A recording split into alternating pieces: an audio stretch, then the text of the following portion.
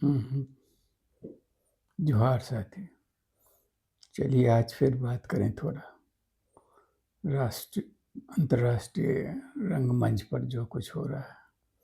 घटनाएं तेजी से बदल रही हैं, तरह तरह का मोड़ ले रही हैं, और इस पूरे प्रकरण में सबसे दिलचस्प है ऐसे वक्त में हमारे जो विश्व गुरु हैं, विश्व गुरु होने का दावा करते हैं, वो खुद और उनके भक्त यानी मोदी जी, उनकी भूमिका बेहद निराशाजनक है। यानी चारों तरफ सरगर्मी है, अंतर्राष्ट्रीय मंच पर अपने अपने तरीके से सभी देश, सभी बड़े देश कुछ न कुछ भूमिका निभाने के लिए प्रयत्नशील हैं। अब ऐसे में मोदी जी जंगल सफारी कर रहे हैं, घूम रहे हैं वनों में, फोटोग्राफी कर रहे हैं शेर का और जानवरों का। तो यह अपने आप में अजीब लगता है, क्योंकि जो भी घटनाएं हो रही हैं उसका कुछ ना कुछ असर तो हम पर भी, हमारे देश पर भी, हमारे देश की अर्थव्यवस्था पर भी पड़ेगा। तो चलिए एक बार हम लोग देख लें कि हो क्या रहा है। दरअसल 2 दिन पहले ट्रंप से बातचीत करने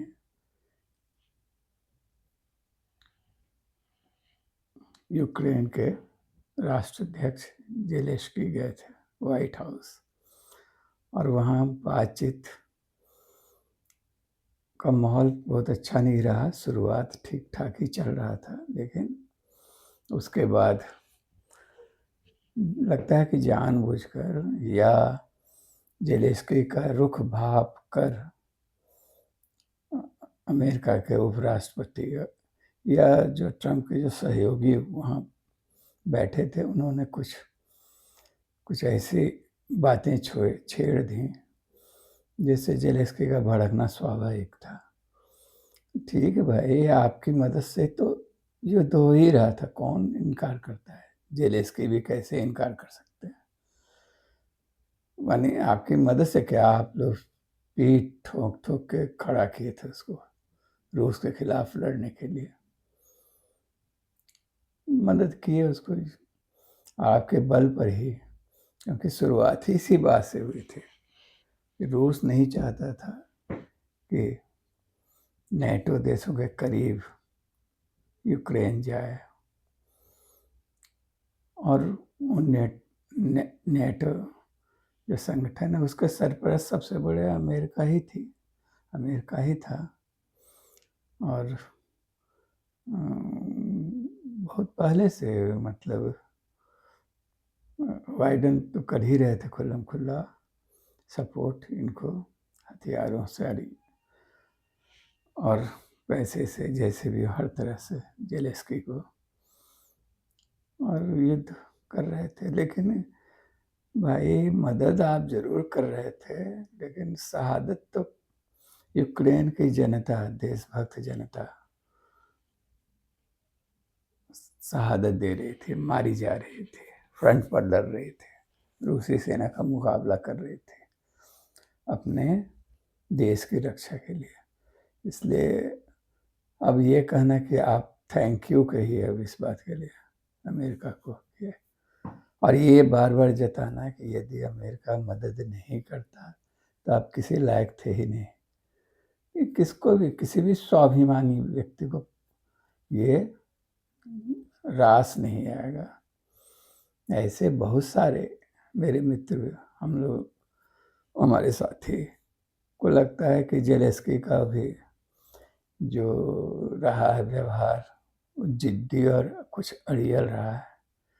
ठीक है, उसको और डिटेल्स में जाएं और पीछे जाएं, बहुत सारी बातें निकलेगी।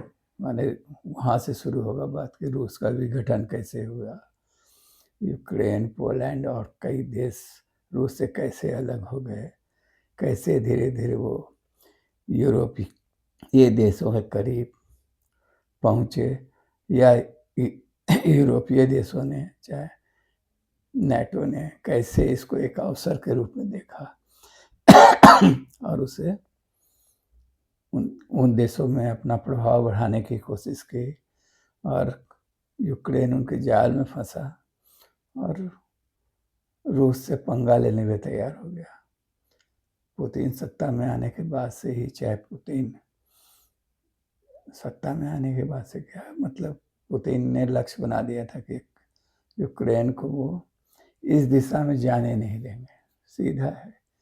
क्योंकि यूक्रेन यूरोपीय देशों और रूस के बीच एक तरह से बीच का देश है, एक तरह से वहाँ द्वार खुलता है। यदि यूक्रेन रूसी गठबंधन में चला गया या उसने इजाज़त दे दी कि अमेरिकी सेना और लोग, उनका प्रभाव यूक्रेन में पड़े ज़्यादा, तो सीधा सीधे रूस के लिए खतरनाक होता, और रूस इसके लिए मानसिक रूप से तैयार नहीं था। तो उसने सीधा धावा बोल दिया, आक्रमण कर दिया, और इन लोगों ने खूब आगे बढ़ के उससे मदद किया, ट्रंप करे चाहे नहीं करे। लेकिन अमेरिका कर रहा था, और देश की नीति, यदि कोई राष्ट्राध्यक्ष बदल जाने से उसका पुराना जो आश्वासन है, उसका प्रॉमिस भी बदलने लगे, तो बहुत उसको अच्छा आप नहीं कहेंगे, उसका निर्वहन करना पड़ता है, करना चाहिए था। लेकिन अब ट्रंप साफ कर रहे हैं कि हम नहीं करेंगे आपको मदद, करेंगे तो मेरे कुछ शर्त हैं, और एकदम मतलब कि बेहयाई जिसको कहते हैं, बेशर्मी से कह रहे हैं कि $500 मिलियन का मदद हमने आपको किया है, युद्ध सामान दिया है, तो अब उसको हम वसूलेंगे, और आप अपने यहाँ का खनिज संपदा जो है बहुमूल्य, वो आप हमको दीजिए। चलिए, जेलेंस्की इसके लिए भी मरता क्या ना करता, तैयार हैं। ऐसे भी खनिज संपदा जो भी है वो तो उसको तो बेचेंगे ही, या उसका इस्तेमाल तो करेंगे ही, वो खुद ही या दूसरे देश करें, जैसे भी हो।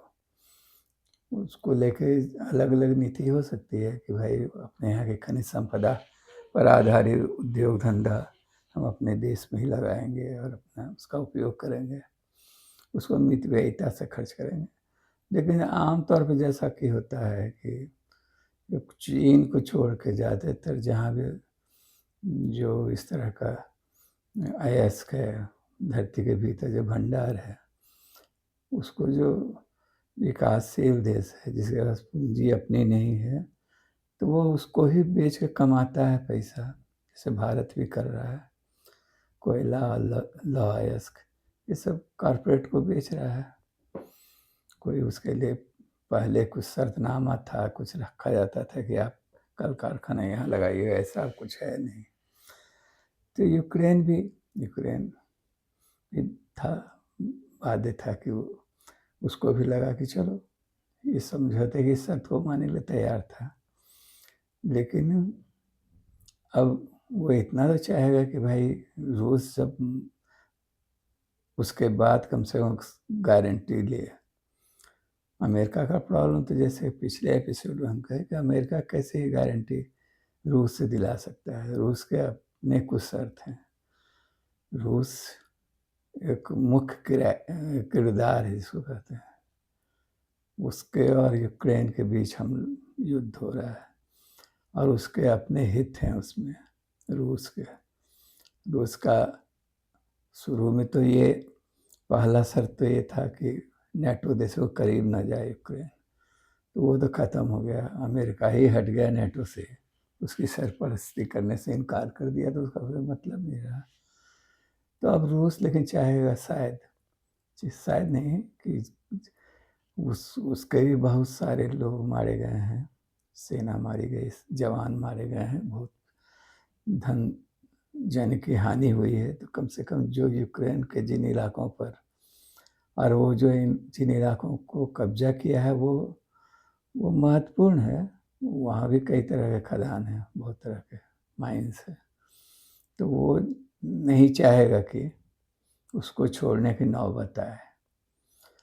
तो इसीलिए अमेरिका और ज़ेलेंस्की के बीच का जो पेंच था वो तो हल हो गया था, लेकिन अमेरिका इस स्थिति में नहीं था कि वो रूस से कहे कि गारंटी दो कि तुम युद्ध नहीं करोगे। रूस इतना बेवकूफ़ थोड़े ही है।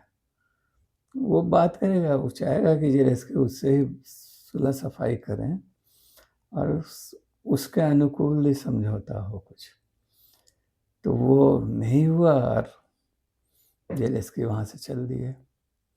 ज़ेलेंस्की भी इस बात को समझते हैं अच्छी तरह कि रूस इतना आसानी से कॉम्प्रोमाइज़ नहीं करेगा। चलिए, यूरोपीय देशों ने थोड़ी दिखाई, माने इंग्लैंड ने, फ्रांस ने, जर्मनी ने और कुछ अन्य देशों ने उन्होंने ज़ेलेंस्की यहाँ से वार्ता के बाद उन लोगों के साथ भी जाके मिले और वहाँ के राष्ट्राध्यक्षों से बातचीत हुई और सबों ने आगे बढ़कर, क्योंकि सब लोगों को ये तो नागवार गुजरा ही था कि जिस तरह से ट्रंप बिहेव कर रहे थे ज़ेलेंस्की के साथ, जिस तरह से उन्होंने अंत में यहाँ तक कह दिया कि आप लोग जाइए यहाँ से, व्हाइट हाउस छोड़ के। ये सब अपमानजनक था और उन लोगों ने में इतना रहा होगा नैतिकता, उन लोगों ने कहा कि नहीं, हम आपके साथ हैं और करेंगे। हालांकि जाहिर है कि वो देश पैसे से ही ज़्यादा मदद करते रहे हैं। सैन्य सामान या सेना अपने तरफ से जाके ज़ेलेंस्की के लिए लड़े उनके देश की, ऐसा नहीं होगा। लेकिन चलिए, नैतिक समर्थन की बात है तो वो हो रहा है और चल रहा है। लेकिन इन सारे प्रकरण में तो इस तरह से देखिएगा कि 4 मोर्चा है इस समस्या का। एक तो रूस हो गया, दूसरा ज़ेलेंस्की हो गया, यूक्रेन हो गया, तीसरा अब ट्रंप भी हो गया और चौथा यूरोपीय देश। और चारों अपने अपने हिसाब से इस समस्या को हल करने की कोशिश कर रहे हैं। ट्रंप के ने ज़ेलेंस्की को तो अपमानित करके भगा दिया, चाहे हटा दिया, लेकिन बाद में उनके रुख से लगता है कि उनको भी तो समझ में आ ही रहा है कि ये बहुत अच्छा नहीं हुआ है, चाहे समझौता उनके लिए हितकर है। खुल्लम खुल्ला तो जाके यूक्रेन पर आक्रमण कर दें, इस तरह का शायद मंसूबा अभी उनका नहीं बना होगा या करने का शायद भी उतना साहस नहीं होगा कि ऐसा करें वो। लेकिन हाँ, उनको भी खास करके वहाँ का लॉ है, वहाँ का जो तरह तरह के जो अयस्क हैं कीमती, वो तो चाहिए और वो समझौता चाहता है, अमेरिका चाहता है। उनके लिए ज़रूरी है कि पैसे की वसूली भी हो, जो इतना पैसा वो लगा चुके हैं, तो चलिए उसके बदले कम से कम वो सब मिले। इसलिए उनका इंटरेस्ट है, दिखता है आज की बातचीत से। आज जो बीबीसी से वो लोग बात कर रहे थे, वहाँ के कुछ मैंने उपराष्ट्रपति या और जो लोग, तो उससे पता चलता है कि वो लोग कह रहे हैं कि नहीं, हम लोग तो चाहते हैं अशांति प्रस्ताव लेके कुछ और ठोस आएंगे ज़ेलेंस्की, तो हम लोग उसको देखेंगे और सुनेंगे, करेंगे। होना चाहिए समझौता, शांति, बहाली। यूरोपीय देश भी अपने तरीके से प्रयास कर रहे हैं कि वो, लेकिन वो बार बार कह रहे हैं कि अमेरिका का सहयोग ज़रूरी है इस काम के लिए, शांति बहाल करने के लिए। तो वो प्रस्ताव नए सिरे से कुछ नया प्रस्ताव बनेगा और ये वो होगा और वो बात करेंगे। लेकिन उसके बाद रहा रूस भी क्या कहते हैं, सारी स्थितियों पर गौर कर रहा है, देख रहा है, समझ रहा है। पुतिन का कोई बयान या इस बीच तो ऐसा आया नहीं है, लेकिन धन जाने की उसकी अपार हानि हुई है वहाँ, तो वो इतना ही चाहेगा कि समझौता उसके अनुकूल हो जाए। तो देखिए वो क्या होता है। लेकिन इस पूरे प्रकरण में जो सबसे ज़्यादा जो निराशाजनक है, वो है भारत की भूमिका। इसका मतलब भारत कोई बड़ी भूमिका निभा सकने की स्थिति में है, ऐसा नहीं है। ये चारों जो भी देश हैं, उसमें इंग्लैंड को छोड़ के सारे से जो इंग्लैंड एक भारत के बाद इंग्लैंड से ऊपर चला आया है भारत, अर्थव्यवस्था में मजबूती के लिहाज से। लेकिन सच पूछिए तो माने ज़मीन आसमान का अंतर है। चीन से या अमेरिका से तो बहुत बड़ी बात है, अमेरिका से, चीन से, अन्य देशों से ऊपर वाले, उनमें और इसमें जापान से और भारत के बीच जो है, जो जो कुल कालो जिसको जो कहा जाता है, जो आर्थिक स्थिति की मजबूती का जो पैमाना है, वो उसमें बहुत उनका कारोबार बहुत ज़्यादा है हमारे देश भारत के कारोबार से।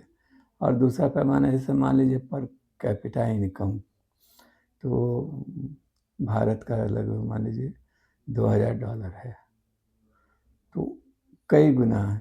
चीन का कम से कम 8,000 है, चाहे और ऊपर के अमेरिका वगैरह से तो कोई तुलना ही नहीं कीजिए। तो सच पूछिए तो भारत दावा चाहे जो भी करे, चाहे मोदी और उसके भक्त चाहे दावा कुछ भी करें, लेकिन आर्थिक दृष्टि से भी भारत की स्थिति बहुत अच्छी नहीं है।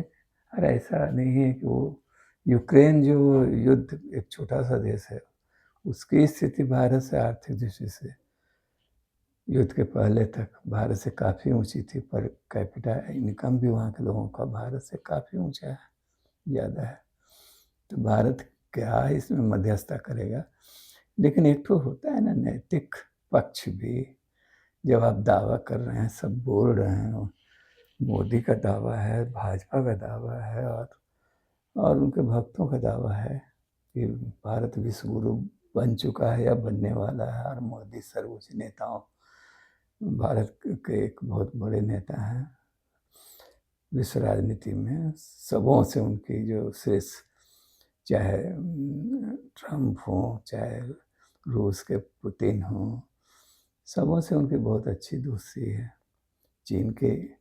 चीन से भी जिससे युद्ध या टकराव का वातावरण रहता है, लेकिन वहाँ भी उसके साथ भी मोदी झूला झूल चुके हैं बनारस में कुछ वर्ष पहले, हाल में भी यात्रा कर चुके हैं।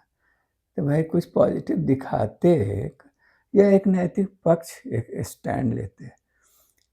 ये कह देना कि हम तटस्थ हैं, तटस्थ होने का मतलब क्या हुआ? तटस्थ मतलब माने हम किसी पक्ष में नहीं हैं, ये कह देना ही ऐसे काम चलता है क्या? हम शांति के पक्ष में, इसे तो गोल मोल बातें हैं। शांति के पक्ष में है तो शांति के लिए आप कर क्या रहे हैं? आप खुल के कुछ बातें तो अपना रख सकते थे, वो क्यों नहीं कर पाए? अमेरिका से कह सकते थे, ट्रम्प से कह सकते थे, पुतिन से कह सकते थे, भाई इसका बीच का रास्ता निकालिए अपना कुछ। अब युद्ध ठीक नहीं है, हम शांति के पक्षधर हैं, ये कहना काफ़ी नहीं था।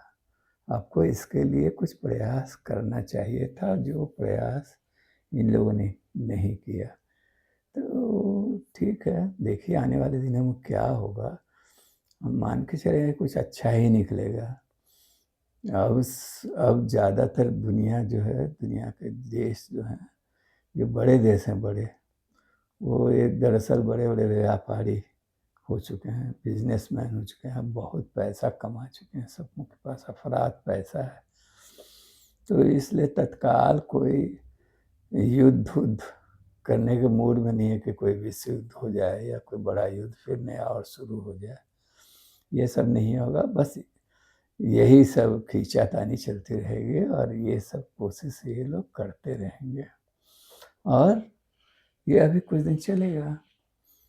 तो उसमें जो और सब चल रहा है वो तो दिख रहा है, सब लोग बेनकाब हुए हैं इसमें, इस मामले में। एक तरफ मान लीजिए देखिए अमेरिका को तो किस तरह से किसी माने खनिज संपदा के लूट के लिए किस तरह का तरीका अपनाता है, देखिए मदद की और अचानक कह रहे हैं इस तरह का कि पैसा चुकाओ, इस तरह अपने यहाँ का खनिज संपदा हमको भेजो, वहाँ का ऑयल तेल हो चाहे और जो बेशकीमती जो अयस्क हैं उसको रूस अमेरिका को सप्लाई करो। उसी तरह रूस है तो रूस एकदम उसके भूभाग पर कब्जा कर लिया है और कब्जा करने का आमादा है। और यूरोपीय देशों के भी अपने अपने हित हैं, वो लोग इसी बात से आक्रांत हैं कि रूस का प्रभाव इतना ज़्यादा न बढ़ जाए दुनिया में। तो ये सब चल रहा है। हाँ, चीन समझदारी से चुप साधे हुए है। तो चीन के लोग कभी बहुत इतना बढ़ चढ़ कर विश्व राजनीति में भूमिका निभाने के बड़बोलापन भी नहीं दिखाया है वहाँ के नेताओं ने। लेकिन मोदी और उनके समर्थक और इस बात को बार बार कहते हैं, आप बोलते हैं, तो विश्व गुरु हैं तो विश्व गुरु बने हैं या अंतर्राष्ट्रीय स्तर के बड़े नेता हैं, बहुत खास प्रतिष्ठा है यदि भारत की, तो ऐसे देश के प्रधानमंत्री को इस तरह संकट के समय सफारी और फोटोग्राफी के लिए नहीं निकल जाना चाहिए। ये कोई अच्छा नहीं उद्देश्य था। धन्यवाद साथी, जोहार सबको।